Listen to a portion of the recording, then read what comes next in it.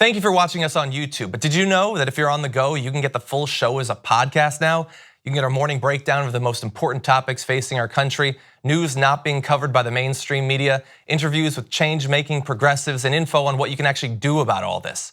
Search for The Damage Report on your favorite podcast app and subscribe so you know when new episodes are ready to go.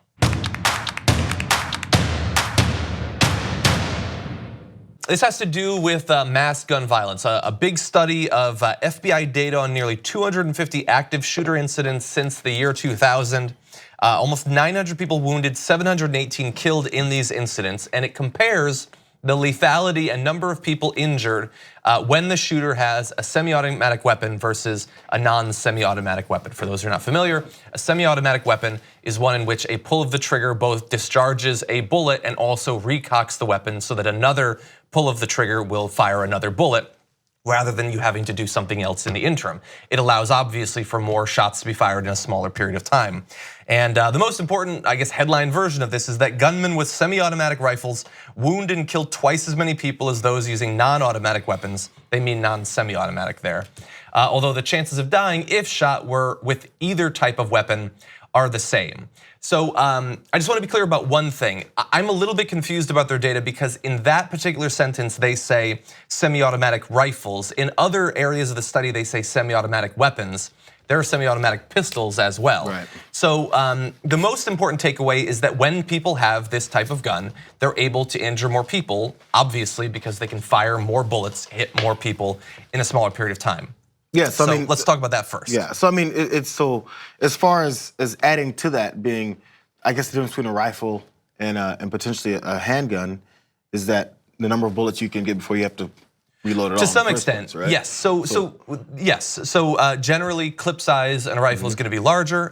They can have extended mags and things like that. Some handguns do as well, but it is more rare. The thing that confused me was they say that if you are shot in either case, your chance of dying is just as high.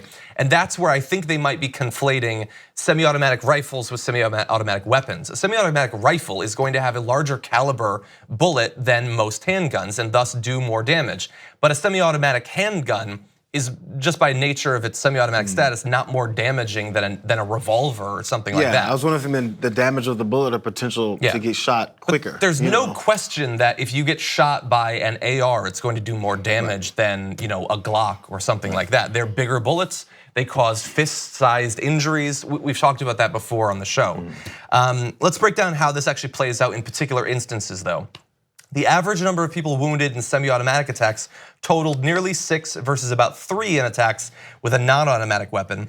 Roughly 4 people were killed on average in semi-automatic attacks compared with about 2 in other attacks. So not to put too fine a point on it, we're talking about 2 extra people on average who will be killed if that person, the gunman, has access to a semi-automatic weapon.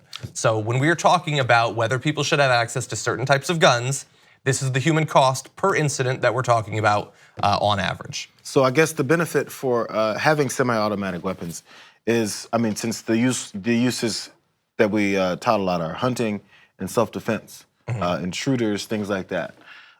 So if you go into your home and there's 25 to 30 intruders in, you can take out more of them.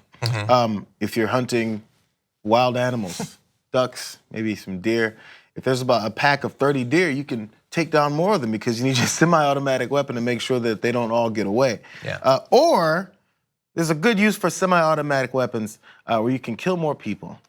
Now, if that's not your intent when you bought it, that's fine. That's you. There's plenty of other people who that wasn't their intent when they bought it, but they developed an intent, and they eventually wanted to do something else with these weapons, and it's happened. It's not like this is a made-up scenario.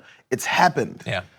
Over and over and over again. So your other reasoning for having these things I don't think it outweighs what the reality is of what happens way more. So fine, you want to shoot more ducks, but I don't know if that's really the reason you have it. Yeah, again, as we always say, and you're alluding to there, when we have these debates, we have to have debates with people who have insane fantasies in their mind, and they address the real world as if their crazed fantasies of their hero complex and all that, and the situations they think are gonna play out, and 7 vigilantes are gonna attack their house in the dead of night. Like, that's how we have to legislate, based on that, not based on decades of insane levels of rising gun violence. That's a frustrating situation to be in. I am a person of many fantasies. I like Lord of the Rings. We don't legislate based on hobbits. But in this particular case, we do have to do that. You know what I like, John? And What? we just not disagree, but we're on opposite ends of this. I love fast cars. Mm-hmm. I love polluting fast cars. I love them. I want a race car. Mm-hmm. I want a car that's modified so fast that I can go 200 miles an hour, real fast. Yeah. But you know what I can't do?